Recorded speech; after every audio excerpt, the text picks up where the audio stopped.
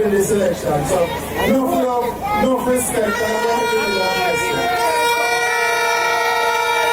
I'm going to push this out, so big up yourself to Buddha. So one Bojo, one Akibla, much love and respect. Yes! Comrade Benin Brownman, Councillor, entire division. MP, come the 3rd of September. My friend, somebody who I respect greatly, somebody who I look forward to working with the reform government to bring progress and development, is Rosie Andrew, Comrade Patrick Peter King. All the residents of Bedward Gardens who are here now, and all who have come with us from other parts of the constituency. First of all, I want to thank each and every one for the effort and the love shown today while we've been on the road. You know, we've been to several communities, touching flesh and meeting the people, trying to reinforce the energy that is already there to carry us through to the 3rd of September, which is a big day in the history of Jamaica. Bedward Gardens, you did a great work for us. February 2024, when you helped, you were critical in enabling Councillor Bedward Brownman to become elected to the KSAMC Council. I want to thank you again for having done that. And having thanked you, I have to ask you again to do it in even greater numbers, because we need this community to come out hard so we can balance and overturn some of the other communities where we're not as strong. And you have the capacity to do it. And you are comrades who believe in the People's National Party, believe in Norman Washington Manley, believe in Michael Joshua Manley, believe in PJ Patterson and Portia Simpson Miller, believe in Peter David Phillips, and now is Iman, Marky G, Mark M. Sigonia.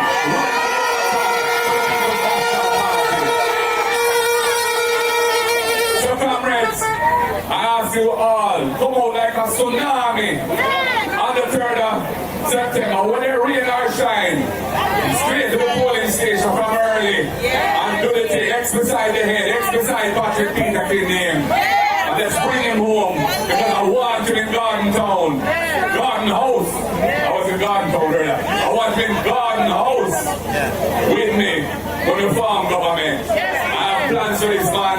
This man is a brilliant lawyer, a man of the people, coming out of Waterhouse, know the runnings of the ghetto, know life is, and him heart is for the people. And I like people like the humble car, so the most mill. That's true. So, Patrick Peter did that. He is not a braggadocious, bossy youth. He is a humble youth, but a youth with a good mind, and a clean heart, and a willing, and a desire to serve the people of this constituency to the best of his ability. Comrades and friends, the next PNP government has a whole set of plans to make life better for Jamaicans. We have key plans for providing title for persons who live on land and don't have title. And I believe Bedward is such a community. And we will work on that together, Comrade Peter King, along with Comrade Lothan Cousins, who has a particular interest in the issue of titling for land. Because we want to make sure everybody here can get them title, and everybody can have that piece of paper to show ownership. Nobody can push off the land, and they can use that as a way of generating more wealth for yourself as well, because it becomes an instrument that you can use to raise finance, whether for expanding a home, whether for educational purposes, even for business purposes. So that is very, very important. We want to complete the road that we've been started. You know, as a council, it's quite a long stretch of road, couldn't do the whole thing one time. And I know that she's going to continue as soon as she can. And I know I was talking to Patrick about it, and he said, yes, the road is nice, so we want to put in the right curb channels and those things that protect the road, so that when rain falls and things don't, you know, get decay and so on. And other things in the community would like to see happen, you know, to make the community nicer for you to live in and to empower the community. I will work with you, so we don't want to push our ideas on the people. When we work with the people, listen to the people, and the people can tell us what they want to see happen. And that is our strategy. Apart from land, because I must tell you, it's not just Bedward Gardens, it's a whole heap of communities all over Jamaica where people don't have title. Whole heap. And then when after slavery, the colonial people, they put a law in place, which is still in place today, that says if you live on public land, that's government land, you can't get a title until you've lived there for 60 years. And that was a thing that was designed to make sure that poor people, dark people never get a land in Jamaica for own. Because at that time, back in the 1830s when that law first was conceptualized, human beings never usually live to 60 because modern medicine didn't exist. So that was their strategy at the time. But we are going to change that law when we form government. We're going to reduce the 60 to 25. So that anybody who's been on the land for 25 years is automatically entitled to owning that land and entitled to get a title. And we will do our best to support the process of getting titles to those people. And if you haven't made 25 years yet, but you're well established, and they like to purchase the land, no problem. We will enter into discussions to sell the land for a very reasonable price and on terms that you can manage. We have plans to help children in school with proper school feeding program. We're going to be strengthening the school feeding program. We call that program EASE, where we'll be spending an additional $9 billion a year to ensure that every needy child gets a hot, nutritious meal at school every day, whether primary or secondary school. Very important, because we don't want any parents saying they're not sending their children to school because they can't find lunch money. So we don't know that. Children must go to school 5 days a week. And in areas where transportation costs are high for students, we have another program called the RIGHT program. We'll send a social worker and the guidance counselor to the homes, find out why the children are not attending school. And if the transportation cost is an issue, we will provide a subsidy, $10,000 a month per child in that family to help cover the cost of taking them to school and home. And that money will be spent with the taxi operators and the bus operators. We'll of course make sure that the ones we choose are decent people who can be relied on to carry the children safely. So we're not ramping with the children like. But we will help to support the families so the children can go to school 9 days a week, 5 days a week. And then of course, we have the First in Family Scholarship. Because I said, no, if you do very well in school, work hard, make their parents proud, keep away from bad company, and want to go further, but they can't deal with the financial aspect of it.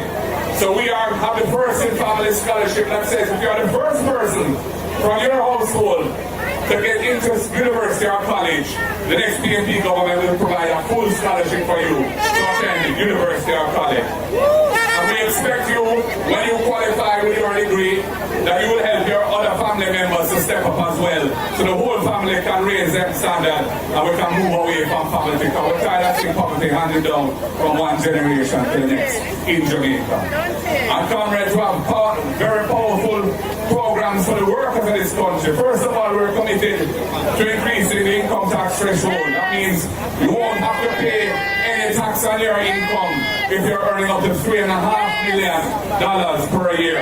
The first $3.5 million will not be taxed on income. That is going to make a significant difference there. And for hotel workers and other persons, also security guards and police and others who earn overtime, if their total income is less than $6 million a year, we will not tax their overtime pay. So we're going to make life easier for the workers of this country. We're going to eliminate the abuse of contract work, where the employers, some employers, not all, but some employers keep their workers on these short-term contracts, 6 months at a time or that kind of thing, and then renew it, which means that they don't have to re-hire you at the end of the 6 months and they can let you go with no benefits and those things. We're going to cut out that kind of abusive arrangement. The workers of Jamaica must have their full rights as guaranteed by law. The PNP is going to make sure that we deal with that situation. So comrades, that is just some of the things. We have things for persons with disabilities. We're setting up a disabilities fund to support persons with disabilities. We're setting up a youth innovation fund to support youths who want to become entrepreneurs, to help them get a buzz in whatever may be their field of endeavor or their talent, whether it be technology, whether it be creative industries and so on. We have plans for housing, building 50,000 housing units, 500 at least in each constituency over the next 5 years. Affordable housing on public land, not suitable for agriculture. And we are not going to include the value of the land in the price of the house.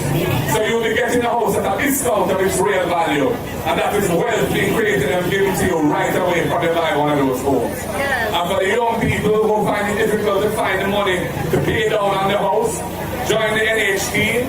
And if you've been in the NHT for 2 years and you're up to 45 years old, you'll be entitled to $500,000 as a grant, money you don't have to pay back towards the purchase of your first home under the People's National Party. These are some of the things that we are committed to. So people, there are a lot of good reasons to say PNP and to support the People's National Party in the upcoming election.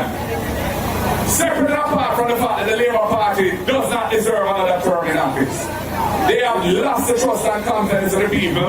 They are there to scrape public resources for themselves and to make money for them and their friends. And it is happening over and over and over. Even to the point where the hospital system, the health system, which is in such a desperate condition now under the Labour right, you have situations like a drill, a surgical drill, valued at $3 to $4 million.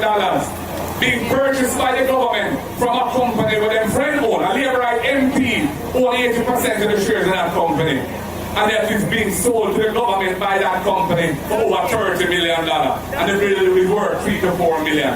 That is why we can't have a CAT scan machine at Bustamante Children's Hospital, because those kind of arrangements are happening all the time, and money that is supposed to be spent on the people's business is being pocketed by people who have no conscience and have no morals and no principles in how they operate. So I have to get them out and put in a government under market regime who not stand for them thing there, because we stand for the people. So comrades, I'm going to wrap up now and just say to you, the trumpet has sounded, my countrymen all. Awake from your slumber and answer the call. Comrades, on the 3rd of September, I'm asking you all to put your heads beside the head and bring peace and joy home. Power to the people. One love, comrades. God bless you all. The world is love.